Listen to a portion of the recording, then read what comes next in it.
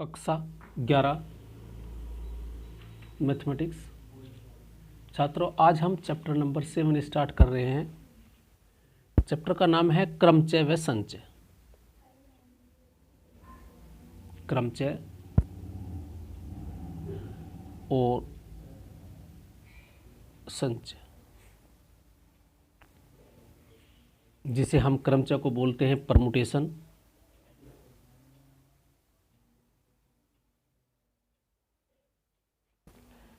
And combination.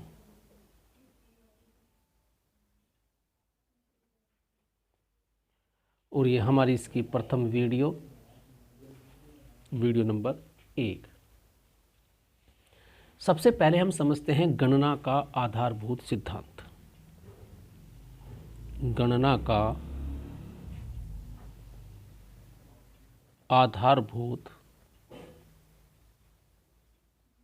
सिद्धांत क्या है? गणना का आधारभूत सिद्धांत का अर्थ ये है, यदि मेरे पास कोई घटना है, वो m तरीके से घटित हो सकती है,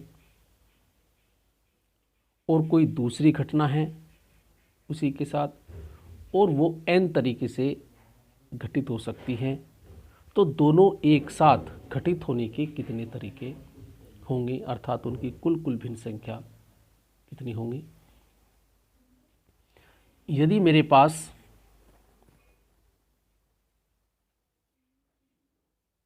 दो शर्ट हैं, एक T1 और एक T2, और दो मेरे पास पैंट हैं, तो मैं अलग अलग ड्रेस कितनी विधियों से बना सकता हूँ?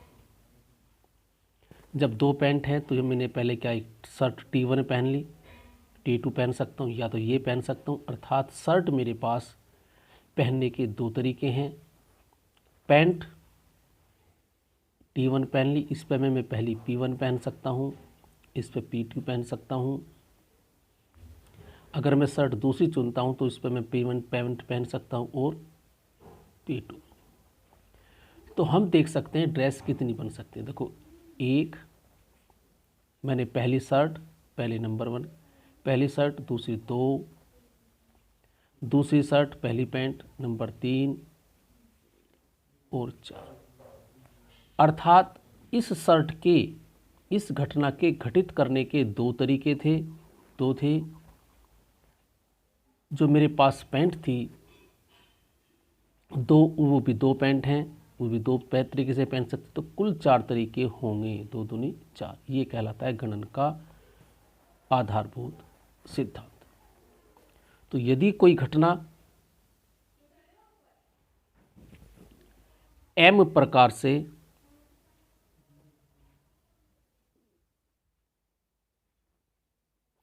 से या m तरीके से घटित होती है, कोई दूसरी घटना, यानी तो मान लो हमने पहली घटना ले ली, कोई दूसरी घटना के तरीके वो n प्रकार से घटित है, तो दोनों एक साथ कितनी घटनाएं हो चाहे हमारे पास, दोनों एक साथ घटित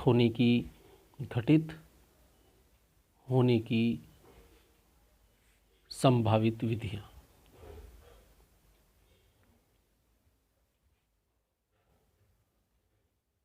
m×n, तो ये कहलाता है हमारा गणना का आधारभूत सिद्धांत या गणन सिद्धांत। तो छात्रों, यदि वर्ड और आता है, ये घटना इतने प्रकार से होती है और ये इतने प्रकार से हो रही है, तो वहाँ हमेशा गुणा, क्योंकि घटना दोनों एक साथ होनी है। घटना ये भी होनी है, हमको शर्ट भी पहननी है, पैंट भी पहननी है। शर्ट की विधियाँ 2 हैं, पैंट भी हमारे पास तो है, तो यदि हम दोनों को गुणा करते हैं तो 4 तरीके ऐसे हैं जो हम भिन्न भिन्न तरीके से अपनी ड्रेस बना सकते हैं। तो इस पर हमारी एक्सरसाइज है एक 7.1। तो अब हम एक्सरसाइज 7.1 लेते हैं और उसका क्वेश्चन नंबर 1। क्वेश्चन नंबर 1 है, ये हमारी है एक्सरसाइज 7.1। एक अंक 1 2 3 4 5 से कितनी 3 अंक की संख्या बनाई जा सकती है। 3 अंकीय संख्या बनानी है यदि अंकों की पुनरावृत्ति की अनुमति हो और अंकों की पुनरावृत्ति की अनुमति नहीं है। इस प्रश्न को ध्यान से देखें।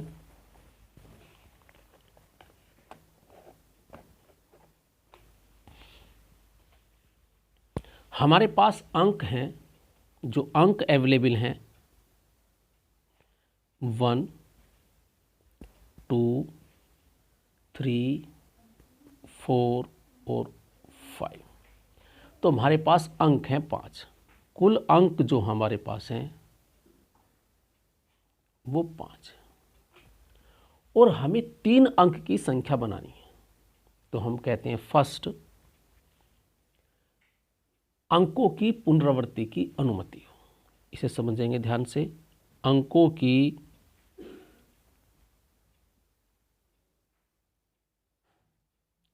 पुनरावृत्ति की अनुमति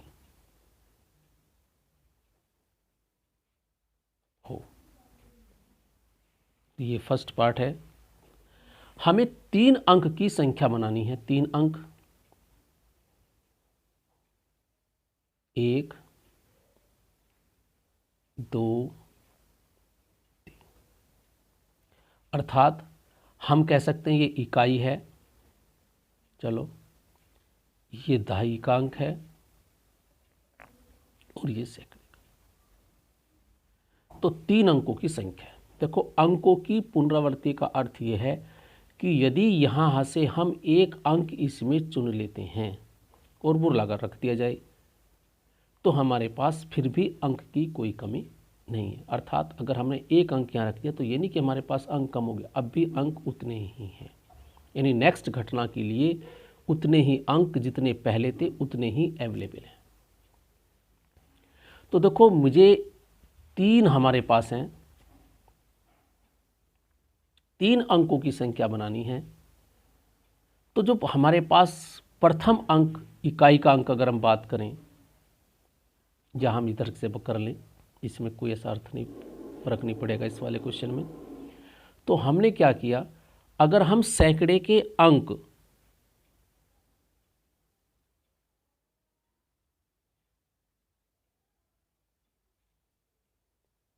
को भरने के तरीके कितने हैं, अर्थात इस सैकड़े हमारे पास एक घटना है, इस घटना में के लिए हमें कितने अंक अवेलेबल, कितने प्रकार से हो सकते हैं। तो 1 रख सकते हैं, 2 रख सकते हैं, 3 रख सकते हैं, 4 सकते हैं, 5 रख सकते हैं। तो इसके जो तरीके हुए कुल 5 हुए। अर्थात हम यहाँ इस घटना को 5 तरीके से घटित कर सकते हैं। अगर हम दाएं की बात करें, अब दाएं के अंक के तरीके, क्योंकि अंकों की पुनरावृत्ति नहीं है। अब हमने यहाँ एक अंक लगाया होगा कोई, तो अब भी हमारे पास, मैंने कहा कि जब अंकों की अगर पुनरावृत्ति की अनुमति है तो जो घटना हम पहले घटित कर सके हैं उसका कोई प्रभाव नेक्स्ट घटना पे नहीं पड़ेगा। तो अब भी हमारे पास 5 अंक ही अवेलेबल हैं और पाँचों में के अंक हम यहाँ, इसके भी तरीके 5 हुए।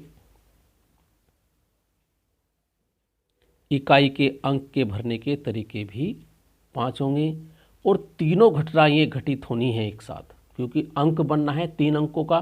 तो 3 अंकों के संख्या बनाने की विधियां या तरीके, तो कितनी विधियां हुई, 3 अंकों से 5 गणना के सिद्धांत से तीनों घटनाएं एक साथ होनी है, तीनों अंक लगने चाहिए, तभी 3 अंकों की संख्या बनेगी। पहली घटना 5 प्रकार से घटित हो सकती है, दूसरी घटना भी 5 तरीके से घटित हो सकती है,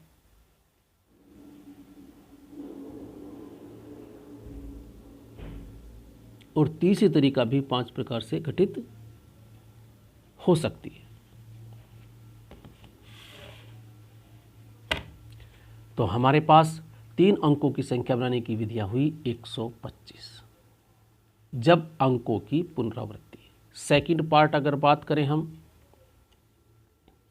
अब है अंकों की पुनरावृत्ति की अनुमति नहीं है। अंकों की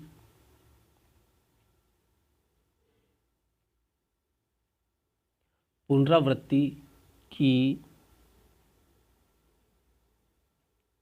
अनुमति नहीं है। अब हमारे पास वही 3 अंकों की संख्या बनानी है, अंक वही अवेलेबल हैं, लेकिन अब के कंडीशन है अंकों की पुनरावृत्ति नहीं है। अंकों की पुनरावृत्ति का अर्थ ये है, यदि तुमने एक अंक इसमें से पहले, जो पहले घटना तुम घटित कर चुके हो, अब नेक्स्ट घटना यदि होगी तो उसका प्रभाव पड़ेगा। अगर मैं इसमें से सैकड़े के अंक को तरीके से भरता हूं 5, पहले एक अंक चुना मैंने सैकड़े वाला, ये मेरा 1000 का है, ये टेंस है, और ये यूनिट है, इकाई है। तो ये इकाई का अंक, ये दहाई का अंक, और ये सैकड़े का अंक। तो सैकड़े की बात अगर हम करें तो सैकड़े के अंक को भरने की तरीके 5, अर्थात हमारे पास शुरुआत में 5 संख्या हैं, हम पांचों की इसमें 1 लिख सकते हैं, 2 लिख सकते हैं, 3 लिख सकते हैं, 4 लिख सकते हैं। तो हमें इस सैकड़े के स्थान को भरने के कुल कितने हमारे पास ऑप्शन है? 5। अब हम यहां एक ऑप्शन यूज कर चुके होंगे, अब हमें नेक्स्ट ऑप्शन पे जाना है। तो हमारे पास, अब मैंने कहा है कि अनुमति नहीं है, तो अब नेक्स्ट घटना पर प्रभाव पड़ेगा। तो क्योंकि हम एक अंक चुन चुके पहले, तो अब हमारे पास अंकों की संख्या 4 बचेगी। तो दहाई के अंक को भरने के तरीके हुए 4, क्योंकि ये भी यूज कर चुके ऑप्शन, एक ऑप्शन ही यूज करा होगा हमने संख्या बनाने में, एक अंक कोई लगाया होगा, ऐसी कोई भी अंक हमने यहां भी लगाया होगा, तो उसके तरीके हुए 3। तो इकाई के अंक को भरने के तरीके हुए 3। तो 3 अंकों की संख्या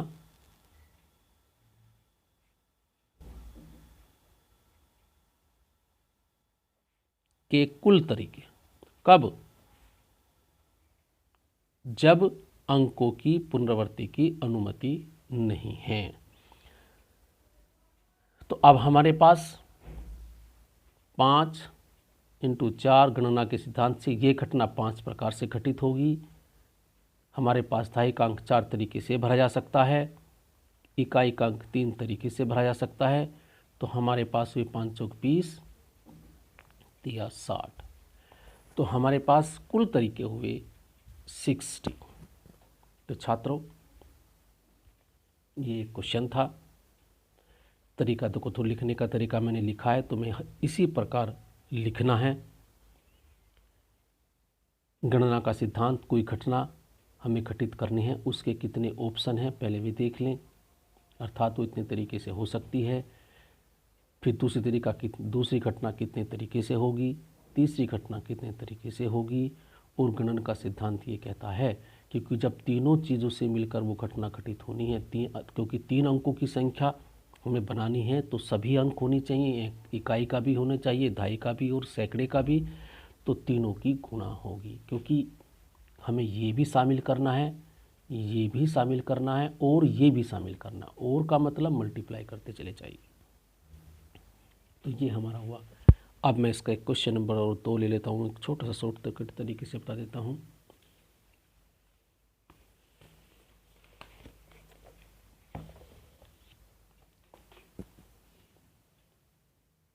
अब मेरे पास जो अंक हैं 1, 2, 3, 4, 5 और 6 अंक हैं। छात्रों, प्रश्न मैं पढ़ के सुना रहा हूँ। अंक 1, 2, 3, 4, 5, 6 से कितनी 3 अंकीय सम संख्याएं बना जा सकती हैं? छात्रों, अब के सम संख्या बनानी है यदि अंकों की पुनरावृत्ति की जा सकती है, यदि अंकों की पुनरावृत्ति की जा सकती है तो हमारे पास अंक हैं ये। अगर हम देखें इसमें सम संख्या कौन सी है? 2 है, 4 है, अर्थात हमारे पास सम संख्या 3 है और कुल संख्या कितनी है? 6। अब 3 अंकों की एक संख्या बनानी है।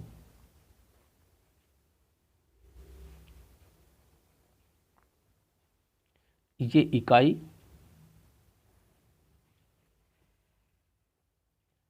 ये दाहीं और ये सैकड़ा। तो छात्रों, हम जानते हैं हमें 3 अंकों की अब संख्या में नहीं, 3 अंकों की सम संख्या बनानी है। सम संख्या कब होती है? यदि किसी संख्या का इकाई का अंक पर सम संख्या स्थित है तो वह संख्या सम होती है। तो अब हम सबसे, इसमें कंडीशन है, सबसे पहले हम इकाई का अंक भरेंगे। और देखो हमारे पास कुल कितने अंक है? 6, लेकिन हमारे पास है अंक 3 सम संख्या है। तो इस इकाई को जो अंक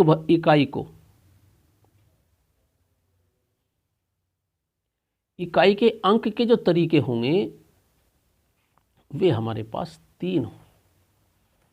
अर्थात यहाँ 2 भी आ सकता है। अगर यहाँ 2 आ गया, कोई से कुछ ही लिख लें यहाँ, तो सम संख्या होगी। 4 अगर यहाँ आ गया तो सम संख्या होगी। 6 हो गया तो सम संख्या। तो इकाई के अंक को, अर्थात इकाई का अंक अगर एक घटना मान ले तो इस घटना को घटित करने के हमारे पास 3 तरीके हैं। अब आते हैं हम दहाई के अंक की बात। दहाई के अंक के भरने के कितने तरीके हुए? क्योंकि अंकों की पुनरावृत्ति नहीं है, अंकों की पुनरावृत्ति की जा सकती है। तो जब पुनरावृत्ति की जा सकती है तो पहली घटना का कोई प्रभाव नहीं पड़ेगा। हम इसे 3 तरीके से भर चुके, अब हमें नेक्स्ट करना है। तो अब हमारे पास उतने ही अंक अवेलेबल हैं, 1, 2, 3, 4, 5, 6। तो 6 तरीके से ये भरी जा सकती है। अगर कहता अंकों की पुनरावृत्ति संभव नहीं है तो क्योंकि एक अंक हम यूज कर चुके, इन 6 में से कोई भी सम संख्या यूज कर चुके, तो हमारे पास आता है 5। और ये भी 6 तरीके से और सैकड़े की तरीके से, क्योंकि हम